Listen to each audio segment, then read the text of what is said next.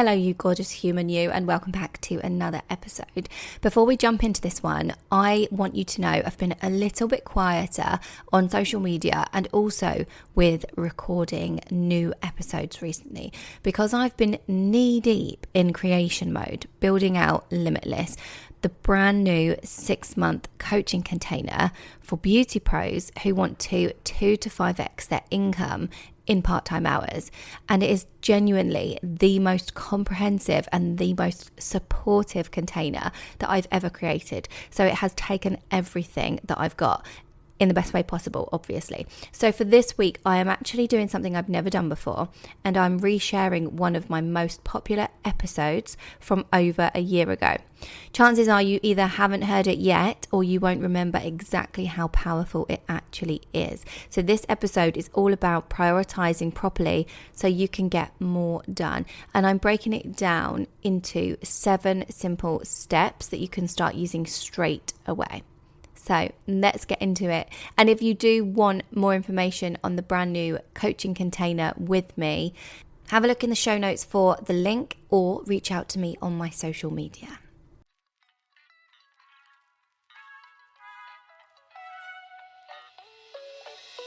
Welcome to the Beauty Build podcast with me, Zara King. As a coach for beauty pros, it is my mission to help you earn more, work less, and create an unstoppable mindset. This is the show where we explore all of that. So whether you're a seasoned pro or just starting your beauty business, this podcast is for you. So sit back, relax, and join us on the journey. And for more, get yourself inside my private community, The Beauty Build on Facebook. Hello, you gorgeous beauty pro you. Thank you so much for listening in to this episode. If you love it, please do remember to take a screenshot and pop it on your stories and give me a little tag, because I do love to know who's listening, and I love to see your thoughts and to hear from you and to see if you're enjoying what I'm putting onto these episodes. So first of all, I need to apologise for the sound of my voice this week. I cannot seem to shift the winter cough / illnesses and the bugs in my household at the moment. If it's not me, it is my children. If it's not the children, it's me. And it's just a constant like revolving door, one in, one out, and we keep getting it. So apologies for my voice. I have got a seriously chesty cough going on. But anyway, I do want to get into this episode. So if you are wanting to get more done in less time, this is the episode for you. I really want to talk about 7 steps that you as a beauty pro can use to help you, because I know for a fact that self-employed beauty pros are juggling multiple job roles, really. We can call them responsibilities, we can call them tasks, we can say that we wear all the hats and all the rest of it. But the challenge for me when I was, more so self-employed beauty pro alongside everything else I do, was literally fitting in and not feeling guilty and just having to juggle everything. It was the mum life, the wife life, the work life, everything. And I think there are just so many self-employed beauty pros today that are doing the same thing and probably still out there struggling. And originally, that is why I set up the Beauty Build, to help people obviously earn more money and succeed in the beauty industry. But there was also that caveat of that balance. I really wanted to help people find balance in this crazy world that we live, because everything's so fast paced these days. And where I'd been through everything and had to juggle different jobs, different businesses, and also my, responsibilities with raising young children, that was the caveat that I added into that, was I really wanted to help people find balance, because I used to see people that I used to think, well, how can they be so organised? If they can do it, I can do it. And for me, it was just like spinning all the plates. And people did actually start asking me later on in my career, how do you do it all? And that was when I was like, actually, do you know what? I've learned how to balance everything now. I'm more comfortable doing everything now, because I always had more than one thing on the go. And that's when I was like, I need to help other people with it as well. But of course, there are times when I still fall off, and I still get to that time where I'm like, oh, I need to pull it back in, I need to get my stuff together. And it's like a theme at the moment with these episodes, is getting shit done and getting shit together again, and it's like a refresh. I feel like in the winter people kind of, and I specifically feel like planning and reviewing is what I'm best at in these kind of wintry months, and in the new year it's like January, February I do this, and then come March, April I'm ready to spring out, and that is what I want for everybody as well. So today's episode is all about that, because you know, other people are doing it, people are looking like they've got their stuff together, and maybe they haven't, maybe they have, but what I want you to think is that you can have your shit together. You can prioritize and essentially get more done in less time, because you know, you own your time, right? You own your 24 hours of the day, and depending on your commitments, it's not going to be the same as anyone else's, but you own it, and you can make it work to the best of your capabilities, like to the best of your circumstances. So that is what I want people to take from this episode, out of these 7 points, that you can get more done in less time, hopefully, so that you can actually enjoy what you're doing a bit more as well. That's what I always wanted, and I always think that people, you know, talk about being happy, and when I get here I'll be happy, so they grind and they hustle and they work so that then they can be happy. And I think it's actually more of a case of choosing to be happy with what you have and the time that you have, and making it work for you to have that happy energy at the forefront of what you want to do, what you're doing every day. So making that choice. So the 7 points, number 1 is the fact that I think, in my opinion, to-do lists are out. Okay, and scheduling is in. If you're a business owner, you do not really want to be keeping a to-do list, because what we do with to-do lists is we just keep putting things down that we've already done to tick them off, just to feel good. I don't know if you've done that. Please message me if you've done that. I think it's hilarious, but we do that. And I'm not afraid to admit that I've done that, and I still love a little tick. But what we do with to-do lists is we just keep adding to them, and they become really overwhelming. And that's why we add things on just to tick off, because we're like, oh, well, I did that, so I'm going to tick it off. And that's not what we want. We want to be really structured with our time so that we are prioritizing things properly. So what you want to do is have a brainstorm session every time you know you've got to like add things onto your tasks, whether it's life and business, right? You want to think, what have I actually got to do with this project, for example? Let's get all of the activities and tasks and all of the responsibilities down into something digital or into something written. And then we need to prioritize them. And when you prioritize things, you can obviously use a method of some sort where you look at the urgency level of that task and the importance of it, and therefore you number them and you get them into order based on that type of system.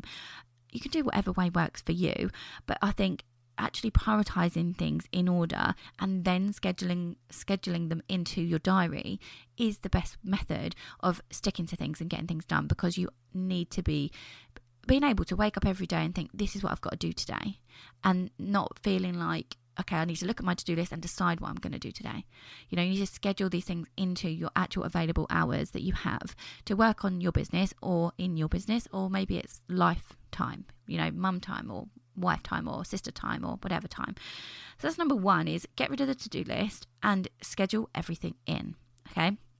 Number 2 is my system that I always use is delegate or schedule or bin, right? Those are the 3 options. I remember when I learned about this, and somebody actually said, if it's not on your schedule, tell yourself it's not a priority.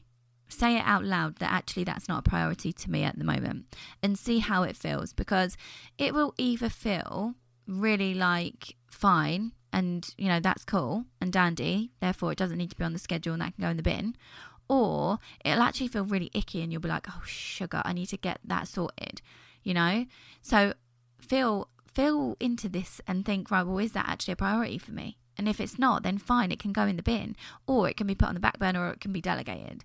Or, if it's something that you think it is a priority, but I don't have time to do it, maybe it needs to be delegated. Okay, maybe somebody else can do it for you, because sometimes it will feel like a weight has been lifted if you do put something in the bin, or if you do give it to someone else, because let's not forget, sometimes it's better if somebody else can do something for you in a quicker fashion. Or maybe they do it better than you because they may be an expert in that field, right? So you need to think about, where is my time best spent? For example, is it serving your clients? Is it working on client consultations? Is it working on outreach on different social media platforms? Is it working on your content? Is it working on email marketing? Are you a really good copywriter? Is it on creating the packages for your salon or your clinic or beauty room, whatever? Is it on something else? Where is your time best spent, and where is it not really best spent? Is there something that you can outsource or delegate to somebody that could do it better? So things like admin or social media or, you know, whatever it might be in your business that you don't necessarily need to do because it doesn't need your focus and your time, because what you need to be focused on is the highest value, right, tasks, or as I like to call them, like the income producing activities for your business. So the highest value tasks that actually require you and your expertise, because there are going to be things that don't really require you. And I know it's hard because we have this control thing where, or most of us do, and I did in my business, where I didn't want anyone else to do anything because I thought, well, they're not going to do it the way I do it. And it's like, well, actually, I had to let go of all that because I was like, if I want to earn more money and work less hours, I'm going to have to eventually give this to somebody, because I cannot physically in my diary fit it all in. I'm going to get burnt out, and I did get burnt out, you know, been there, done that. So that's number 2. And number 3 is time blocking. So I love time blocking. If you know me, you know by now that I love scheduling and time blocking and looking at my week at a glance so that I can see where I'm spending most of my time. Because if you color code your time blocks as well into things like, well, now I'm working on the business, this is marketing time, this is, you know, whatever client time, this is time when I'm with my family, this is sociable time. If you color block things and stuff in your time blocks, then you can actually look at your week on a glance. And if you have one of those schedules that you open the page and you see the full week, which is what I love, they're my favorite kind of planners, then you will see everything about where you're spending your time because of the color. You know, it will stand out to you. So you'll think, oh crap, I'm actually not spending enough time doing any marketing. Therefore, that's probably why I'm not happy in my business with the clients, because I feel like I'm chasing things. I feel like I'm still trying to get new clients all the time, because I haven't got it down to a T. It's not systemized. Or maybe you look at it and you think, well, actually, all I'm doing is spending time on marketing. Maybe I should be doing something else. Or, you know, I'm not spending enough time with my friends and family, or me time, whatever it might be. So that's why I really love doing the time blocking. And the most important thing for me is to make sure that when I time block, is I get my non-negotiables in first. So you've heard me say this on the podcast before. I time block and I sort of like highlight the hours where I'm literally just mum, and I'm like, there's nothing that can be done in these hours. There's no kind of like looking on socials. There's no replying to emails. There's no kind of talking about my promotional offers. There's nothing. There's nothing going on, because I have got my mum hat on and those are my times, and that's my non-negotiables. Then I might have non-negotiable days off and me time, right? And me time sometimes consists of me and my other half time.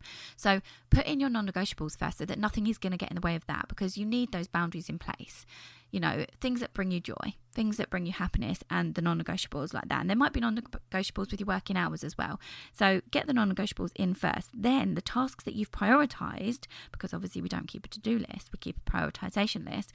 Then we get them into the schedule. So that might be, you know, like I've mentioned, time with the clients, or consultations that you need to look through, or marketing efforts, or, you know, maybe you've got some time scheduled out for learning. Maybe you schedule a day just for going through that course that you've purchased, right?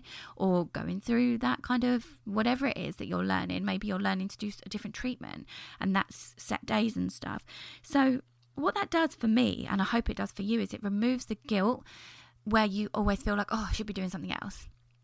Right, if you're not working, or if you are working and you think, oh, I should be seeing the kids, or I should be seeing my friends, or I should be seeing my mum, or I should be seeing my partner. It removes those elements of guilt. It does that for me. I hope it does that for you when you do it like this, because you know where you're at, and you know that you schedule all of your bits and bobs properly, and you know that you're doing the things that require you the most, the high value things. So you don't feel guilty about where you're spending your time. And that's such a key thing to my joy, and hopefully yours. So it also does things for me, like I don't procrastinate as much. And I do still procrastinate a tiny bit, but I don't procrastinate as much, because I can come back to my schedule and be like, oh, it's Monday, I know I'm doing this today, right? This is going out onto socials. This is the theme for the day. This is the routine. I know what the whole scenario is with the kids and classes, and everything is in. So I know what I'm doing. I can bring myself back. It's like a good base to bring myself back to. And I think that can remove the procrastination and the distractions, and, you know, increase my kind of productivity and efficiency. So I'm getting a bit more done in less time. And it's actually days like that where I've gone, it's all in the diary. It's all, I've done the week and I know what I'm doing. That I'll look at it and I'll be like, wow, I've actually got a little bit of free time. That's what it does. It allows you to get more done in less time because you're so involved in time blocking. And you're so like, I know where I need to be and when I need to be there. And it does help you get quicker at things as well. So that's number 3. Number 4 is to streamline your processes in your business. So this is where I tell you that technology is your friend. There was so many people actually, but somebody the other day online asking if they think that, or if I think that they should get a booking system or continue to book people in themselves. And hands down, all the time, I'll always tell you to get a booking system. Do as much as you absolutely can online, because you are going to be wasting so much of your time, and time is your most valuable asset, right? And you need to protect it. You need to protect your energy, you need to protect your time, and you need to be spending your time where it's most profitable for you to spend it. And doing things like returning client messages in between clients and having your phone pinging when you're doing clients and you're thinking, oh my gosh, I need to get back to that. Or going out with your family and friends and being on your phone all day because it's your day off, but you've got to get back to messages. It's just not the way to run your business. It's not the way to give you joy and happiness, in my opinion. If you love doing it, crack on and do it. But I don't think people do. So I always think if somebody's asking me, I'm like, get a booking system straight away. Let people take their bookings into their own hands. Let them go online. Let them book that slot. Let them, if they need to change it, then they give you the 48 hours notice and they can go on and do that.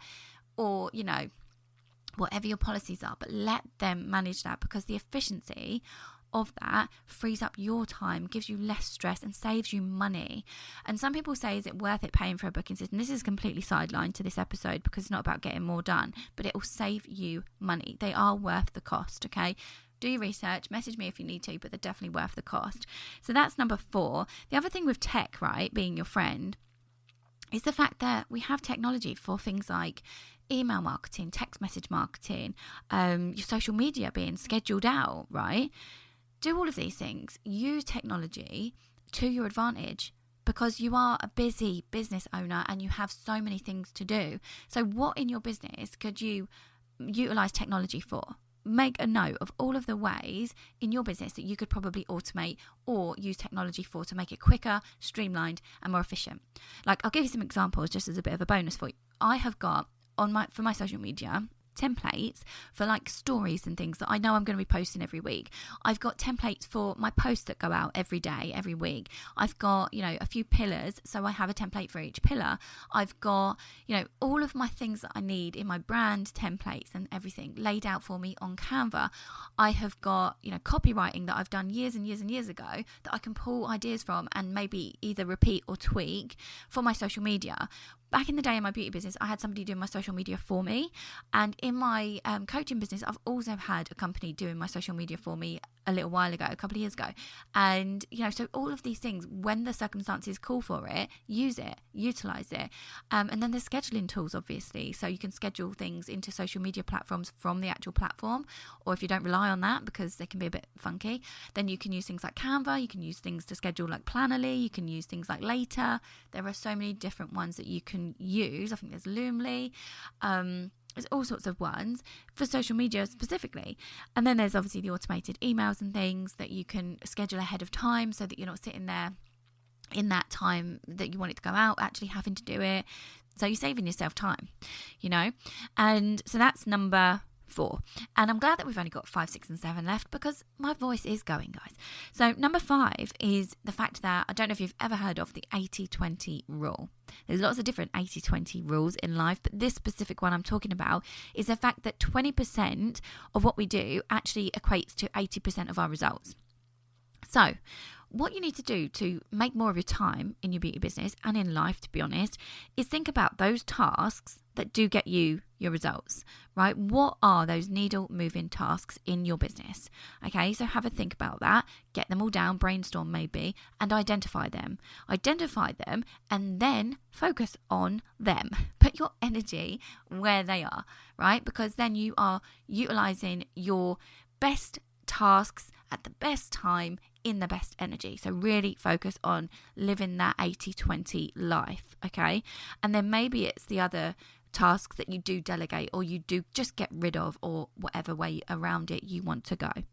So that's number 5. Number 6 is also to schedule in do nothing time, okay, or self-care. If you want to call it self-care, or if you want to call it me time, or if you want to call it downtime, partner time, social time, whatever it is that fills your cup, because you cannot pour from an empty cup, as we all know, but also as many people think this is going to be counterproductive.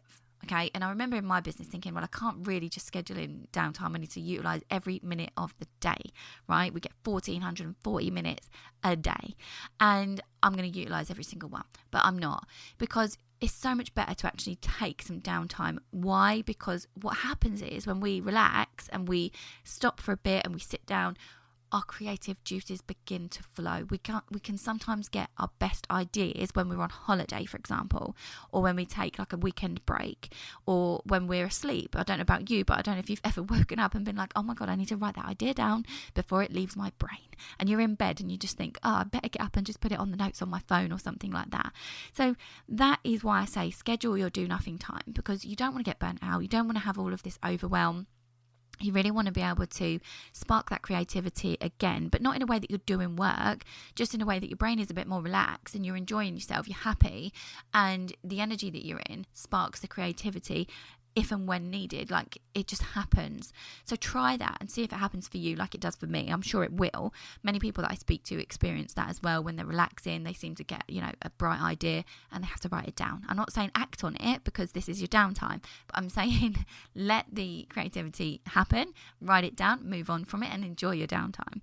And number 7 is to review all of this like quarterly or monthly, and just to keep on top, because as I said in this episode, I've been on my personal development journey for years and years, right?